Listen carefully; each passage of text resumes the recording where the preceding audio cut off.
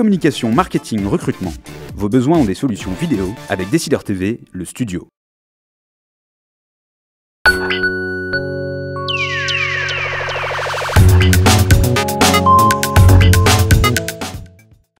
Bienvenue pour ce nouvel épisode de la Tribune des décideurs. Chaque lundi, l'occasion d'interroger en direct, pendant une demi-heure, 12h30, 13h, les acteurs de l'économie. Aujourd'hui, nous avons le plaisir de recevoir Laurent Morel, le patron de Klépierre. Bonjour monsieur. Bonjour. Merci de nous rendre visite. À mes côtés, pour vous interroger, on retrouve Robert Jules, notre partenaire de la Tribune.fr. Bonjour Robert. Bonjour Thomas. Alors, on va s'intéresser à ce métier de Klépierre, celui bien finalement d'exploitants de centres commerciaux, de promoteurs immobiliers de centres commerciaux. Comment est-ce que vous définissez vous-même On est un bâtisseur. Une foncière, on dit, dans le langage. On est d'abord une foncière, cotée à Paris, Klépierre. Présent dans une dizaine de pays d'Europe, la France, la Scandinavie, l'Italie du Nord, l'Europe centrale, l'Espagne marginalement. 120, 130 centres commerciaux. Centres commerciaux de destination. Alors de destination, oui, c'est un mot important. Leaders sur leur zone de chalandise, c'est le critère. Tous placés dans des zones, nous avons recentré le patrimoine de Klépierre sur des zones géographiques pertinentes avec de la croissance démographique, des zones de richesse. C'est toute votre stratégie, on va y revenir. En effet, ce recentrage, vous avez cédé des centres à Carrefour. On va en reparler en détail, mais la première partie de cette émission est consacrée à l'économie au sens large. On aimerait avoir votre point de vue, puisqu'en effet, vous êtes présent dans toute l'Europe, donc vous pouvez comparer entre les différents pays. Et le commerce, quand ça va bien ou moins bien, on imagine que ça a un impact direct. Le président de la République, ce week-end, nous parle de retournement de l'économie. Est-ce que vous sentez ce retournement ? Écoutez, nous, on est dans la consommation au jour le jour. On se réjouit qu'il y ait des mots d'ordre politiques positifs et optimistes. C'est toujours un bénéfice pour l'économie en général. Pour ce qui concerne notre activité, nous, on est dans la fabrication de centres commerciaux, donc dans différents pays d'Europe, comme on le disait tout à l'heure. Ce qui importe pour nous, c'est de s'assurer qu'on a toujours l'offre adaptée à ce que les consommateurs vont souhaiter. On attache beaucoup plus d'importance à la qualité de l'offre commerciale, et ça passe d'abord par le merchandising mix, c'est-à-dire la composition de l'offre commerciale de chacun de nos centres commerciaux, qui permet de recruter les meilleures enseignes, celles qui vont rencontrer le besoin du moment des clients. Donc ça, on entend bien, que l'offre soit là, que vous fassiez bien votre métier, mais malgré tout, vous êtes présent en Europe du Sud. J'imagine qu'il y a eu une période un peu compliquée, un peu difficile, où vous avez retenu votre respiration. Peut-être que vous avez décidé d'investir à nouveau. Non, mais il y a des cycles, de toute façon, dans tous les pays. Mais encore une fois, ce qui compte pour nous, vous savez, nous, un centre commercial, on a un payback sur 40 ans. Donc, on ne va pas s'attacher uniquement... on regarde à beaucoup plus long terme. Ce qui nous importe beaucoup plus, ce sont les fondamentaux de l'économie des zones dans lesquelles on s'installe. Et donc, vous ne voulez pas nous dire qu'en fait, il y a moins de fréquentation, que les gens consomment moins actuellement, ou peut-être plus, ça repart? Nous, pour ce qui est de Klépierre, on a une croissance des chiffres d'affaires de nos commerçants dans les centres commerciaux de Klépierre au premier trimestre. Donc, mais je crois que c'est beaucoup plus lié au travail qu'on fait de segmentation de l'offre et encore une fois, de s'assurer qu'on recrute les commerçants qui correspondent aux besoins des clients et qu'on fait le nécessaire pour que nos centres commerciaux soient sûrs, sécurisés, confortables et du point de vue de l'animation, évidemment, qu'ils apportent quelque chose de nouveau à leurs clients. On va revenir sur vos recettes. Robert, sur la conjoncture. Sur cet aspect conjoncturel, par rapport par exemple aux années de crise, est-ce que vous avez quand même noté en termes de fréquentation ou d'attitude du consommateur des changements ? Moi, ce que je crois, c'est que depuis 4-5 ans, on est rentré dans une période de changement très profond de l'économie en général. On parle de crise, bien sûr, mais c'est surtout des changements profonds des comportements économiques de tous les acteurs, que ce soit les consommateurs ou que ce soit les retailers, donc les commerçants. Il y a des évolutions de fond sur le pouvoir d'achat fondamentalement. Les gens sont beaucoup plus attentifs donc à ce qu'ils vont dépenser, ce pourquoi ils vont le dépenser. Ils attachent beaucoup plus grande importance qu'autrefois à la réassurance sur le prix, c'est-à-dire qu'il faut que le produit qu'ils achètent, ils puissent avoir une confiance parfaite dans le fait que ce produit se paye au juste prix, d'où la performance des enseignes qui offrent le meilleur rapport qualité-prix. D'où aussi d'ailleurs la performance du luxe, d'une certaine manière, hein, qui garantit sa valeur sur le prix. Voilà. Et puis ces tendances de fond-là, elles s'accompagnent aussi d'une nouvelle tendance plus naissante, mais qui va prendre de l'ampleur, qui est celle, je dirais, du développement durable de manière générale. Les clients sont de plus en plus attentifs aussi au sourcing, savoir d'où viennent les produits et par qui, pour qui ils ont été fabriqués. Pour rester sur l'actualité, ce qui se passe actuellement en Ukraine, puisque vous êtes implanté en Europe, est-ce que c'est quelque chose qui vous inquiète, même si évidemment vous n'êtes pas directement concerné, mais comment vous voyez cette Europe de l'Est évoluer? L'Europe centrale, oui, pour ce qui nous concerne, nous on est présent un petit peu en Pologne, en République tchèque, par exemple. On n'a pas d'influence directe de ces événements. Enfin, je crois qu'on est tous attentifs à ces évolutions géopolitiques qui peuvent avoir une influence sur l'économie en général, mais ça n'a pas d'influence directe sur notre activité à court terme. Donc, si j'entends bien, vous êtes un partisan de l'économie de l'offre. En cela, vous êtes en phase avec Manuel Valls, notre nouveau Premier ministre. Voilà, non, mais c'est quelque chose qui n'était pas évident hein, dans la consommation. On considérait souvent qu'il fallait donner du pouvoir d'achat et que la consommation suivrait. Là, vous dites non, c'est le contraire. Il faut vraiment, finalement, le Premier ministre a raison. Il faut favoriser l'offre et puis le reste suivra. Pour ce qui est de Klépierre, qui est un développeur de centres commerciaux, nous, notre métier, c'est de structurer l'offre. On est une infrastructure pour le commerce. Hein. Et donc, notre métier, nous, c'est toujours développer l'offre en qualité, en quantité et en emplacement, bien entendu. C'est un métier qui a beaucoup changé en quelques années. C'est un métier qui change tout le temps. C'est un métier qui, oui, je crois, a changé récemment avec... c'est vrai, l'émergence de quelques acteurs comme Klépierre qui ont vraiment une assise européenne transnationale, hein, puisqu'en fait le commerce, avec la globalisation, s'est internationalisé. Hein, et aujourd'hui, Klépierre est un des acteurs leaders en Europe. Klépierre a aussi un actionnaire important qui est Simon Property Group, qui a 29% du capital et qui est le leader aux États-Unis de ce métier des centres commerciaux. Donc on a effectivement un métier qui s'est véritablement globalisé avec des acteurs transnationaux du côté des enseignes. Et là, comme ailleurs, il faut regarder vers les États-Unis pour savoir ce qui va arriver en Europe dans quelques années? Je crois que effectivement les États-Unis, du point de vue de la consommation, sont toujours le pays le plus extraordinaire, quelquefois le plus excessif. C'est un concept américain, le mall, hein, le centre commercial finalement. Oui, en même temps, Klépierre a fabriqué les premiers centres commerciaux en France il y a 50 ans, donc on n'a pas non plus attendu. Mais c'est vrai que les États-Unis ont développé le concept du mall de façon extraordinaire et nous, Klépierre, on bénéficie en fait de cette technologie, je dirais, grâce à notre actionnariat. Et le marché des économies émergentes, qui représente quand même un potentiel de consommation plutôt intéressant pour vous? Oui, alors nous, Klépierre est centré sur la zone euro. Hein, il faut être cohérent dans le métier qu'on fait. Nous, on a une société cotée. Ce qui est important, c'est d'offrir à notre actionnaire une lisibilité sur notre devenir. Et donc, on offre un rendement très sécurisé sur long terme. Mais si demain Dubaï vient vous voir en disant on aimerait bien construire une nouvelle ville avec un beau centre commercial... oui, encore une fois, il y a beaucoup de choses possibles, mais il faut déjà cultiver son jardin. Hein, et le marché de la consommation du grand commerce en Europe continentale recèle encore des potentialités de développement très importantes pour Klépierre. On va se concentrer sur ce territoire. Alors, on a vu le débat autour des hypermarchés. On a beaucoup dit que finalement, toutes ces zones commerciales en dehors des villes, en dehors des centres-villes, en périphérie, étaient un peu en perte de vitesse parce qu'il fallait prendre sa voiture, que c'était finalement moins dans l'air du temps aussi. Est-ce que ça, vous l'observez? Derrière ma question, c'est est-ce que vous revisez les centres-villes et des implantations davantage en centre-ville? Alors, je crois que ce qui est important dans les évolutions récentes, c'est de voir à quel point les lieux de commerce qui sont connectés aux infrastructures de transport public ont surperformé les autres.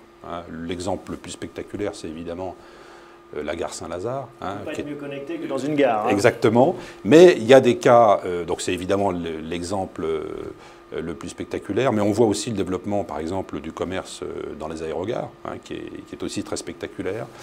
Nous, on a récemment ouvert un très grand centre commercial à Malmö, qui est la 3e ville de Suède, qui est sur la plus grande gare du sud de la Scandinavie. Et on a donc la moitié de nos clients journaliers qui viennent de la gare. Donc on voit bien qu'effectivement, hypermarché ou pas, ce qui compte aujourd'hui, enfin ce qui rencontre un peu le plébiscite des clients, c'est les infrastructures connectées aux infrastructures de transport public. Et le fait que les gares soient en centre-ville, en général, ça aide ou c'est anecdotique? C'est-à-dire qu'on pourrait imaginer, je ne sais pas, une gare en race campagne, ça marcherait aussi? Alors, oui, c'est le cas. Hein. Oui, alors, disons qu'il faut savoir qu'est-ce qui crée la ville, au fond, hein, parce qu'on peut aussi regarder ce qui se fait en matière d'urbanisme. On a un exemple très spectaculaire qui est notre centre commercial de Montpellier, Odysseum, hein, qui est créé, c'est la volonté publique il y a quelques années qui a fait développer la ville en direction de la mer, donc avec création d'une infrastructure de tramway qui connecte le centre-ville, avec cette gare TGV maintenant qui est dans l'alignement, et donc un grand centre commercial, Odysseum, qui est maintenant le centre commercial leader de la région montpelliéraine. Voilà. Donc, au fond, lorsque l'urbanisme est réfléchi, est organisé autour des destinations, que sont les infrastructures de transport ou les grands lieux de commerce, eh bien, c'est pas le centre commercial qui va dans la ville, c'est la ville qui se crée autour du lieu de commerce. Donc là, vous devenez absolument un acteur central oui. de l'urbanisation. Le cas également est intéressant de ce qui s'est passé au Val d'Europe, hein, puisqu'on a créé ce centre commercial du Val d'Europe avec Euro Disney. Et aujourd'hui, on a le grand centre commercial de l'Est parisien, de très loin le plus dynamique, qui a été créé il y a seulement 14 ans. Hein. C'est toute une ville qui se crée autour de cette implantation. Quand on dit l'emplacement est la clé du commerce, bien sûr, ça reste vrai, mais les emplacements peuvent évoluer. Et ce que vous nous dites, c'est que l'emplacement qui fonctionne, c'est celui qui est bien connecté. C'est presque un truisme, mais peut-être plus qu'avant. Plus qu'avant, ça ne suffit pas. Il faut aussi animer ce lieu. Hein. Depuis quelques années que les Pierres, on a fait des efforts considérables en matière... Qu'est-ce que c'est animer ce lieu alors ? Animer, c'est... donc créer l'événementiel dans les centres commerciaux, s'assurer des concerts, des dédicaces, des événements, en liaison des conférences, des spectacles, en liaison aussi beaucoup avec les marques. Hein, il y a un énorme travail qui peut se faire avec les marques et les enseignes pour développer au-delà de leurs magasins leur présence sous forme événementielle dans les centres commerciaux. Et ça, voilà. C'est un savoir-faire interne avec les Pierres oui, ou c'est un savoir-faire interne. Non, bien sûr, c'est un savoir-faire interne. C'est un savoir-faire interne qui est de plus en plus sophistiqué. Avec la numérisation, la digitalisation de la communication, il y a aussi des développements très importants qui sont faits pour assurer que la connectivité avec le client, cette fois-ci la connectivité numérique, est au meilleur niveau. Il y a une exigence du client aujourd'hui sur le langage numérique.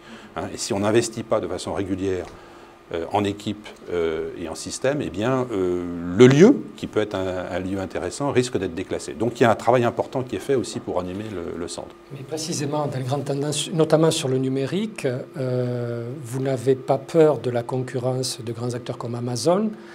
Et si je vous suis bien, parce que vous, précisément, vous cultivez cet aspect physique, quand on vient chez vous, on peut rester toute la journée à consommer autant du culturel que du physique, que de regarder. Oui, je pense que rien ne remplace l'expérience multisensorielle du physique. Et d'ailleurs, ce qui est intéressant de noter, c'est qu'aussi bien chez nous que chez les commerçants, le travail considérable qui est fait pour numériser l'espace de vente. Regardez le nombre d'écrans qui se construisent dans les centres commerciaux. On a, nous, lancé des initiatives tout à fait originales pour donc permettre aux gens de choisir avec un produit, les produits qui vont avec, tout ça dans un couloir numérique. Il y a beaucoup de choses qui se font en matière digitale dans le lieu physique. Malgré tout, le digital et le e-commerce grignotent de plus en plus certaines activités, certaines enseignes. Hein. On a vu la disparition d'enseignes comme Surcouf, comme Virgin, les difficultés de la Fnac, les produits culturels se numérisent et donc par conséquent font qu'il y a peut-être moins besoin d'expérience physique. Tout ce qui est électroménager, acheter une télé, surtout si elle est très grande, vaut mieux se la faire livrer. Enfin bon, est-ce que ça, vous le voyez, cette évolution aussi ? Il est vrai que dans l'électrodomestique, il y a eu une période où le numérique a challengé de façon très brutale ce domaine. Bien. Mais moi, je vous citerai quelques exemples. On a par exemple une expérience, nous, extrêmement positive avec l'enseigne Cultura, avec lequel on a fait plusieurs implantations extrêmement réussies, notamment un magasin à Bordeaux. Qu'est-ce qu'ils font de mieux que ne faisaient pas les autres ? C'est leur métier, je ne pourrais pas vous le décrire exactement, mais ils ont une réussite, je crois qu'ils ont à la fois en matière de produits, mais également de services rendus aux clients, de disponibilité pour leurs clients à l'intérieur du magasin, ils ont des clés et ils ont un développement qui est très intéressant. Donc je ne crois pas que ce soit aussi... Il n'y a pas de fatalité numérique. Il n'y a pas de fatalité numérique pour le commerce physique, loin de là. Au contraire, c'est plutôt une opportunité. Est-ce qu'il y a des modes quand même du commerce physique? Est-ce que dans votre tiercé des enseignes les plus dynamiques, vous observez, je ne sais pas, est-ce que c'est la déco de la maison, est-ce que c'est l'habillement, est-ce que c'est la barbe à papa, que sais-je? Alors il y a des tendances, bien sûr, de fond qu'on observe, mais ça sur plusieurs années, hein, mais qui sont, il est vrai, un petit peu moins d'électrodomestiques.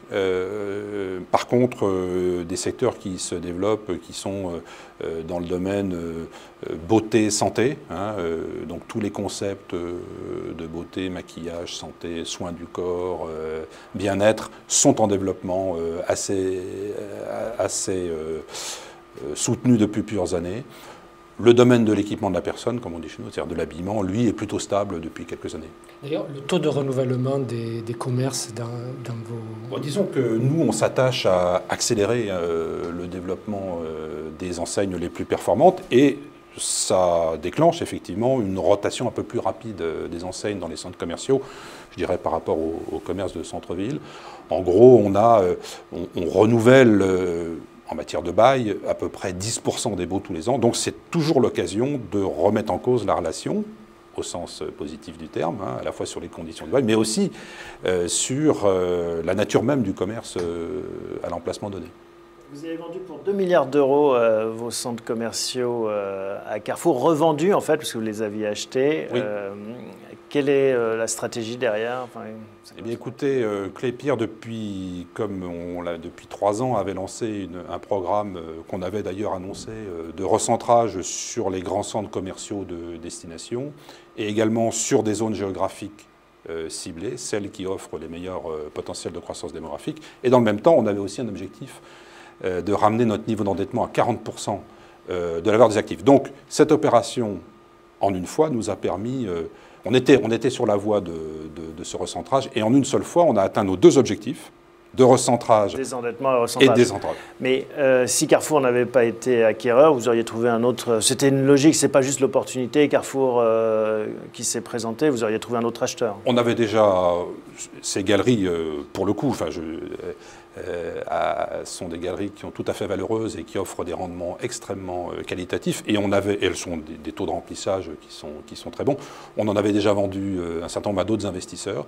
Il s'est trouvé qu'à un moment donné, Carrefour avait la volonté, pour des raisons de stratégie commerciale globale, de remembrer la propriété. Donc il s'est trouvé qu'on avait l'occasion, en une seule fois, de remplir nos 2 objectifs, qui nous a fait gagner 2 ans sur notre plan de marche.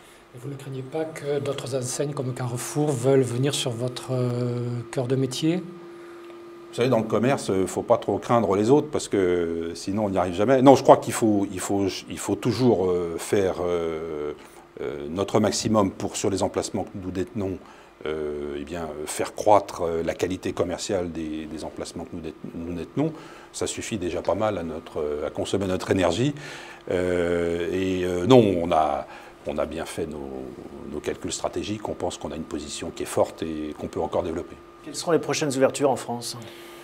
Alors, les prochaines ouvertures en France, nous ouvrons la semaine prochaine l'extension d'un centre commercial important à Mérignac, qui est un emplacement commercial que les Bordelais connaissent bien, qui est ancien, établi, riche, et qui marche très bien. Et là, on a rajouté un peu moins de 10 000 m² de commerce à cet emplacement. Donc, la semaine prochaine, le 14 mai... Il y a beaucoup d'opportunités en France. Oui, il y a des opportunités. Elles ne sont pas très nombreuses et nous sommes très exigeants sur la qualité des emplacements sur lesquels nous souhaitons réinvestir. Mais oui, dans les zones que nous regardons, que ce soit dans les villes du sud de la France, du sud-ouest, en région parisienne également, nous avons des opportunités, soit pour développer de nouveaux centres commerciaux, mais aussi et surtout pour redévelopper, étendre des centres existants. C'est par exemple la Val d'Europe. dans notre grand centre commercial de Val-d'Europe, nous avons en cours une extension de 17 000 m². C'est un investissement de 100 millions d'euros pour augmenter encore l'attractivité commerciale de ce site déjà très, très fort. Et sur l'étranger, vous avez aussi des nouveaux projets? Alors nous concentrons nos investissements sur nos zones prioritaires, qui sont la Scandinavie, l'Italie du Nord, la France, enfin certaines régions de France. Et donc effectivement, oui, nous avons un projet très important à Oslo, par exemple. Et les consommateurs de ces régions-là ont le même profil, les mêmes attentes que les Français? Bon, la Norvège, c'est un peu particulier. On est dans un pays où il y a un niveau de richesse très exceptionnel à cause de la manne pétrolière. Et donc, effectivement, une offre commerciale qui, pour le coup, n'est pas tout à fait au niveau du potentiel de consommation de ce riche pays. Donc, on a des projets importants dans ce pays, par exemple. Donc Laurent Morel, vous avez 51 ans, ça fait 5 ans maintenant que vous présidez au destin du directoire de Klépierre. Vous avez un parcours financier à l'origine avant de vous intéresser au commerce, même si on est à la frontière, c'est de la finance aussi beaucoup le commerce. Oui, enfin, je crois qu'il n'y a pas d'activité beaucoup plus capitalistique que l'activité que nous exerçons. Quand on fait le ratio du capital engagé sur le nombre de gens de collaborateurs, on a une activité très intense. Oui. Donc vous le disiez, l'horizon c'est 40 ans, ça se pilote comme un gros paquebot, c'est difficile j'imagine, même en 5 ans d'imprimer sa marque, ou est-ce que finalement on peut faire des choses et gagner de la marge Oui, je crois que enfin, c'est un métier dans lequel, bien sûr, on est dans l'immobilier, donc on pourrait penser que tout ça est immobile, mais pas du tout. Toutes les choses vont très vite. Les options à prendre, c'est toutes les semaines. Et donc, même si les projets se déroulent sur très longtemps, la gare Saint-Lazare, c'est 20 ans de travail, il faut initier aujourd'hui les projets dans 15 ans, et ça se retrouve très vite dans la valeur de l'entreprise. Vous êtes une société cotée, on voit cette vague de fusion-acquisition en ce moment qui se produit en bourse.